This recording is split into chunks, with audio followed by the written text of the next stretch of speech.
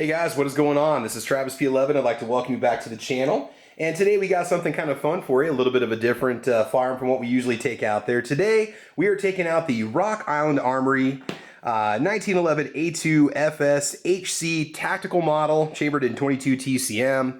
If you're not familiar with 22 TCM, it's kind of like a 22 Magnum on steroids.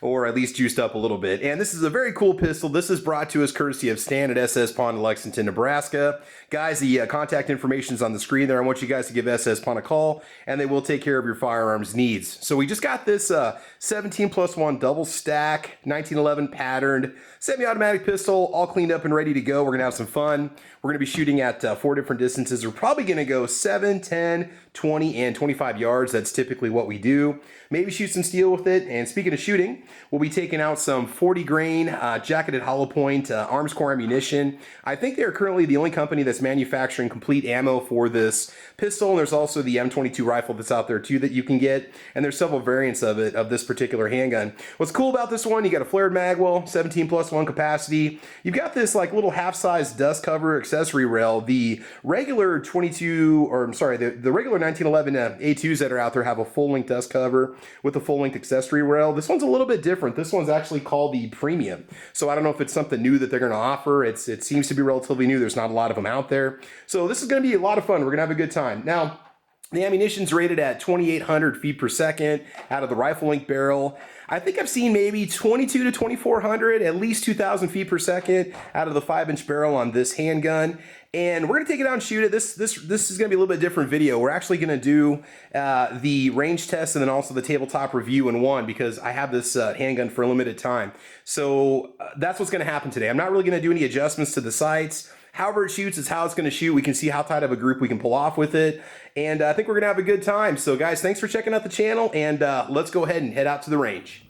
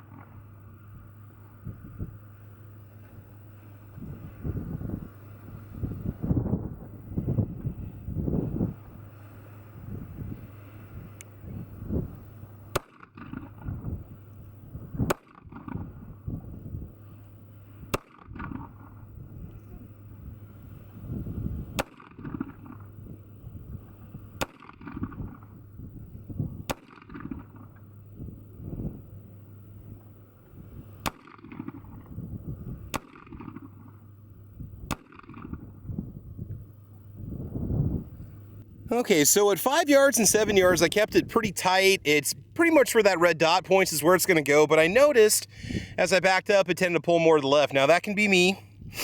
You know, we're still looking at probably about a 4-inch group out to 20 yards, and then once we get to 25, I had a couple flyers, but yeah, I mean, it's not bad. I'm pretty happy with it. Recoil is very manageable. It kind of flops in your hands a little bit, but I wouldn't say it's stout recoil. Like, you feel the slide moving, but you don't get that shock that you might expect, especially given the thunderous roar, if you will, that the shell produces. I'm pretty happy with it. Might need a bit of an adjustment to move the shots to the right a little bit, maybe adjust that windage on the rear sight, but hey, you got that option, which is really cool. Okay, let's go and shoot some steel targets. I will be shooting these from a little bit further away than usual because of the velocity of the round, and let's go ahead and move on over there.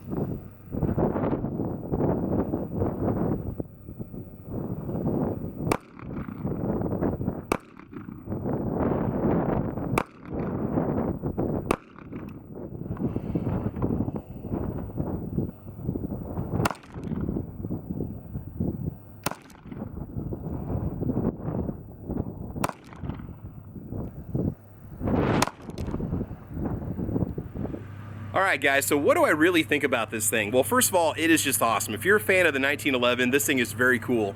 Ammunition prices are pretty comparable to 45 ACP. 40 Smith & Wesson, we're looking at about $14 for 50 rounds. I think I was seeing boxes of 100 for 28 bucks from like Classic Firearms or Bud's Guns. But yeah, I mean, this thing is very cool. Accuracy-wise, 5 yards, 7 yards. We had some pretty tight groups. Things pulled out a little bit to the left and kind of opened up a bit as we pulled back. And you know, that's going to happen. It depends on the shooter. Everybody's different. Some of you can probably drive tacks with this thing. Other people might have a little bit larger group. No big deal. It just takes a little bit more practice. So would I buy one of these things? I think they're cool. Very low recoil. It would almost be a great first. If you got somebody who's recoil sensitive, I think this is the way to go. Yeah, you feel that flop of that slide, and you do have a little bit of the boom, and that flash is pretty cool. But you don't have that shock, that felt recoil that a lot of people kind of have a tendency to twitch on or blink on and whatnot, or things like that turn people away from shooting in general. It's kind of weird. It feels a lot like the GSG Firefly. Like, you can feel that slide reciprocate, but there's no felt recoil. And that's what I really like about this. This is very cool. So yeah, I think what we'll do is we'll take it back to the house. We'll run through the specifications. We'll talk about the price a little bit, the different models and different options, as this is a unique model that Rock Island Armory has to offer. But man, I wouldn't hesitate to pick one up. You know, competition shooting and stuff like that, I really had trouble moving the steel. There were times where I'd hit it and it, you know, I caught it, but the steel didn't even move at all. So you've got that velocity. We're talking about a 40 grain pill here. It's not going to have that much really pushing force behind it, like say 44 mag or 45 ACP and so on, right? But that velocity, man, you talk about a varmint round or a small game round, it would definitely do the job. Okay guys, so we are back from the range. We had a good time with this pistol. We put 50 rounds through it, had no hiccups whatsoever, very light recoil, very easy to shoot, and it's going to get cleaned up here pretty soon, but let's just go over the specifications on it so you know the basics about it. So first of all, I did go ahead and weigh the pistol. It does weigh in at 48 ounces, pretty much right on the money, so basically 3 pounds. This thing is a solid block of goodness. It does have a pretty beefy grip to it too, because of that double stack mag, which is 17+1 by the way, so you can rock 18 rounds in this pistol. The pistol length is 8.5 inches, the barrel length is 5 inches, the pistol height is 5.5 inches. You have yourself a parkerized finish, and the grips are made out of a G10 material. They're not too aggressive. I mean, they were pretty good. They stayed in my hands. I might want something maybe a little more aggressive if I'm gonna, you know, shoot this thing all the time, but I can't complain. The trigger's adjustable between basically 3.5 and 5.5 pounds. That's what I'm seeing online. No, I didn't touch it. I haven't tested it, but the out of the box, the trigger is nice and crisp. No problems whatsoever. Again, single action like a 1911. So let's go and take a look at it real quick. Okay, we're good to go. Okay, chamber is in fact clear. Let's go and break that trigger for you real quick. Look at that. That's nice. Very nice. Okay, let's check the reset on it. Very short. Probably looking at about a 1/4 inch. Okay, one more time. Oh, that's awesome. Okay, so yeah, nice durable finish to it. The parkerized finish is excellent. Top to bottom, front to back, what you need to know. You do get a hard case with it with 1 magazine. Extra magazines are readily available for it. They're really not that hard to find, which you would think maybe with such a rare model they would be, but they're not. On the top, you get yourself a nice fiber optic front sight. If I didn't mention it yet, can't remember if I mentioned it. The weight on this thing is 3 pounds, so 48 ounces. Had no trouble picking up that front sight post. You know, you got that little fiber optic sight in there. It's perfect. Rear is blacked out. There's a little bit of some airspace between the front sight post and the rear gap, but no problems at all. I mean, it would take me a little bit of practice to shoot a little bit better, but it can be very accurate if you want it to be. You do have windage and elevation adjustments on the rear. It is dovetailed in, and so is that front sight. Really nothing fancy up on the top here, but then you get to the front, you get these nice CNC machined slide serrations. So if you're a press check fan, you definitely have that option. No problems whatsoever. They are very aggressive. They do bite well. Very easy to get a top charge or a slingshot charge, whatever you like to do. If you want to see the inside of this pistol, do check out my cleaning video, and I will put a link to that video here a little bit later on for you to click on, and you can watch it if you want to see what it looks like inside. Pretty much typical 1911 stuff, no surprises.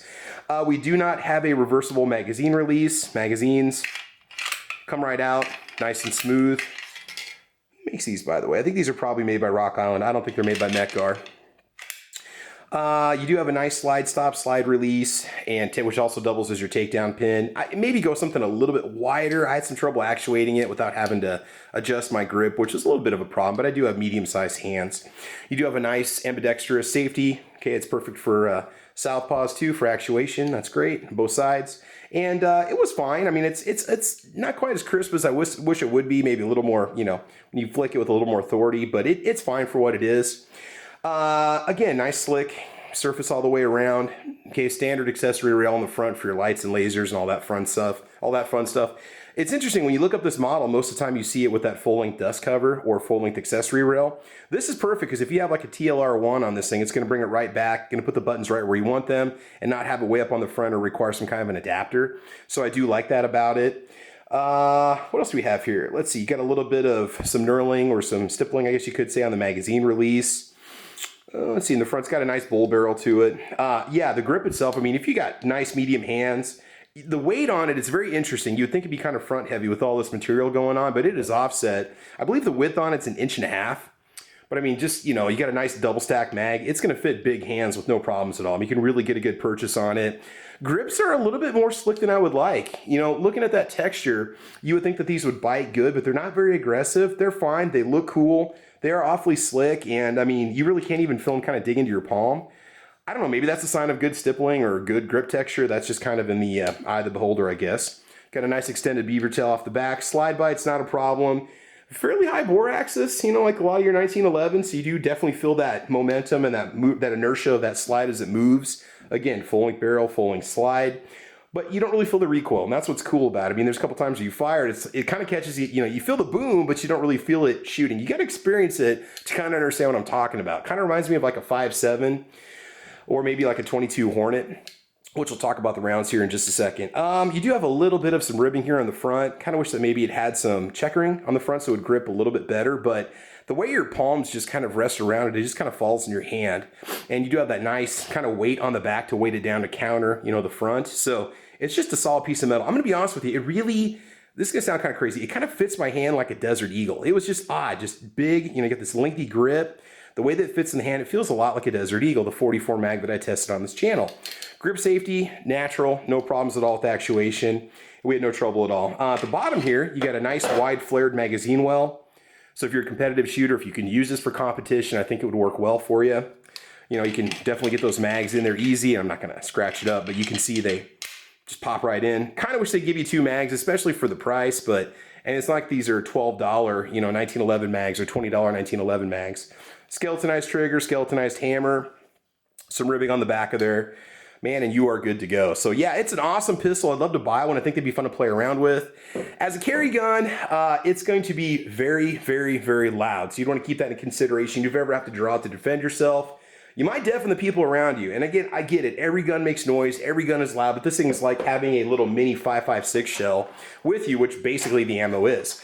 So if you're not familiar with 22 TCM, I'm not going to do a whole video on this, but the round itself, I don't know if you can buy it locally, but this is basically what you're getting. You're getting a cut down 5.56 brass cartridge with a 40 grain pill. Let me look up the specifications on that velocity for you real quick. If you can see that, my focus is kind of out of place here. There you go. So this is a soft tip hollow point.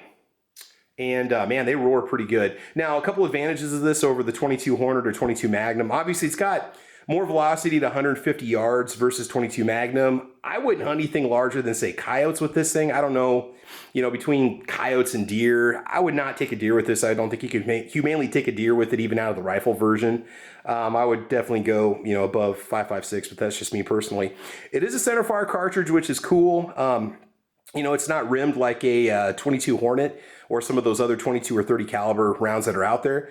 So that means you can do the double stacking, single stacking, very few feeding issues whatsoever. Like I said, the chamber kind of looks almost like a little AR-15 inside, which is really cool. But it's a hot little round, man. I mean, it's definitely a lot of fun. You got the hollow point there. Unfortunately, I think that Armscore is the only company that makes the ammunition for it right now.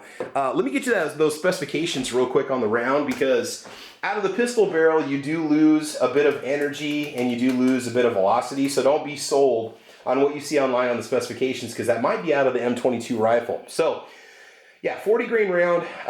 We are looking at 2,070 feet per second, which is 630 meters per second, or 381 foot-pounds of energy, or 517 joules of energy out of the barrel for the 5-inch pistol barrel. So I don't really know what you can compare that to. I mean, you can't really say it's 357 SIG grade, but you also can't say that maybe, I don't know, energy-wise, maybe 9mm, 380 or something like that. So, I mean, could you use it as a defensive carry gun? I mean, absolutely. 18 rounds of this? I mean, come on, this is, you know, I think it would probably do the job, but, you know, it's just kind of, your philosophy on what you want to carry is definitely up to you. So, Had a great time with it. It was a lot of fun to shoot. It was a blast. It had a really cool kind of muzzle blast on the end. Couldn't do any nighttime shooting because I did have to get back into town, but maybe at some point we can take it back out and do some low light shooting and really catch that report, which is why I did that kneeling shot, because I had the contrasting background so you could at least see some of the flame coming out of the front, which is kind of reminiscent of almost like a 7.62 by 39 AK pistol. But anyway, Standard SS Pawn, thank you so much for loaning this to us. We had a great time with it. It was a lot of fun. We're going to get it cleaned up, get it back in your family rotation so you guys can enjoy it.